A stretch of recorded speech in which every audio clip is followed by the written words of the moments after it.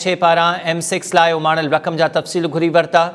FIA पारा मटियारी ऐं नौशर फिरोज़ में जांच जारी आहे। नैब के घुर्बल रिकॉर्ड फराहम कयो वियो।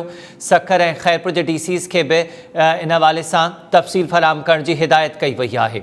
सिंध सरकार खैरपुर ऐं सखर जे DCs खां मनसूबे में ईंदड़ रक़म खातेदारनि खे मुंतक़िल करण जा इख्तियार कमिश्नर सखर खे सौंपे छॾिया।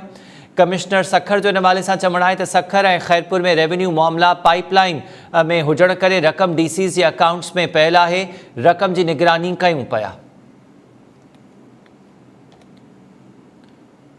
M6 मोटरवे जी तामीर खां अॻु ज़मीनुनि जी ख़रीदारी लाइ जारी कयल फंड्स में ई इहे मुबैना करप्शन जा मामला साम्हूं अचण खां पोइ हाणे DC सखर ऐं DC खैरपुर जा माली इख्तियार महदूद थी विया आहिनि। कमिश्नर सखर खां बि नैब 28 नवंबर ताईं NHA पारां जारी कयल रक़म ऐं ज़मीनुनि जी ख़रीदारी जे हवाले सां तफ़सील तलब करे वरिता आहिनि।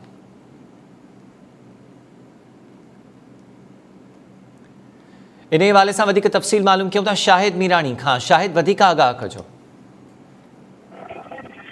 जी हमीर M6 मनसूबे में अरबन रुपयनि जी करप्शन स्कैंडल ज़ाहिर थियण खां पोइ FIA पारां जेका जांच हलंदड़ हुई उन खां पोइ नेब बि जांच शुरू करे छॾी आहे। मटियारी ऐं नौशरो फिरोज़ ज़िलनि में अरबन रुपयनि जा गबन ज़ाहिर थियण खां पोइ सखर ऐं खैरपुर ज़िलनि जे डिप्टी कमिश्नरनि खां रक़म जी मुंतक़िली जा अख़्तियार जेके आहिनि उहे वापसि वरिता विया आहिनि। सिंध हुकूमत DC खैरपुर ऐं DC सखर खां माली विरासत जा अख़्तियार वापसि वठी कमिश्नर सखर जे हवाले करे छॾिया आहिनि। इन हवाले सां सखर ऐं खैरपुर में M6 मनसूबे वारी ज़मीन जा मामला जेके आहिनि त उहे पाइपलाइन में हुजण जी दावा कई वई आहे। इन हवाले सां सखर जे कमिश्नर गुलाम मुस्तफ़ा फुल जो इहो चवणु आहे त सखर ऐं खैरपुर ज़िलनि में M6 मनसूबे वारी ज़मीन जा मामला हिन वक़्त ताईं पाइपलाइन में आहिनि। उन्हनि जी रेवेन्यू एक्विज़िशन जेकी आहे उहा उन में जेको आहे उन मरहले में आहिनि, जंहिंजे करे रक़म अञा ताईं DCs जे अकाउंट में पियल आहे।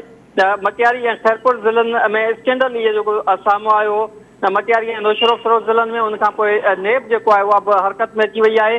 M6 मोटरवे जेको हैदराबाद खां सखर ताईं ठहे पियो, इहो इन मनसूबे में खैरपुर ऐं सखर ज़िलनि खे बि शामिल कयो वियो आहे। खैरपुर ऐं सखर ज़िलनि जे डिप्टी कमिश्नरनि खां नेब जी अख़्तियारनि पारां रिकॉर्ड तलब कयो वियो आहे। इन हवाले सां कमिश्नर सखर ॿिन्ही ज़िलनि जे डिप्टी कमिश्नरनि खे इहा हिदायत कई आहे त नेब पारां जेको ॼाणायल मनसूबे में नेशनल हाईवे अथॉरिटी पारां DCs खे जेका रक़म जारी कई वई हुई उन जा समूरा तफ़सील जेके आहिनि उहे ॾिना वञनि।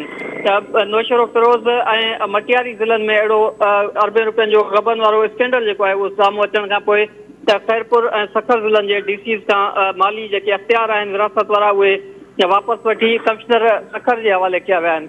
जॾहिं त नेब पारां बि अहिड़ो ख़त लिखियो वियो आहे कमिश्नर सखर खे त ॿिन्ही ज़िलनि जे डिप्टी कमिश्नरनि खां जेके रिकॉर्ड आहे उहो समूरो इहो ॾिनो वञे त केतिरी रक़म नेशनल हाईवे अथॉरिटी पारां जारी कई वई ऐं उन रक़म जारी थियण खां पोइ हिन वक़्त ताईं केतिरे ज़मीन मालिकनि खे जेको रक़म उहा विराई वई आहे। त इन हवाले सां कमिश्नर सखर सां जेको असां राब्तो कयो त उनजो इहो चवणो हो त असां जेका इब्तिदाई जांच कई आहे उन में इहो मालूम थियो आहे त सखर ऐं खैरपुर ज़िलनि में हिन वक़्त ताईं जेको मामिलो आहे रेवेन्यू वारो उहो पाइपलाइन में आहे, जंहिंजे करे रक़म हिन वक़्त ताईं इस्तेमालु न थी सघी आहे ऐं उहा डिप्टी कमिश्नरनि जे अकाउंट में पियल आहे। जी शाहिद, महिरबानी तफ़सील ॾियण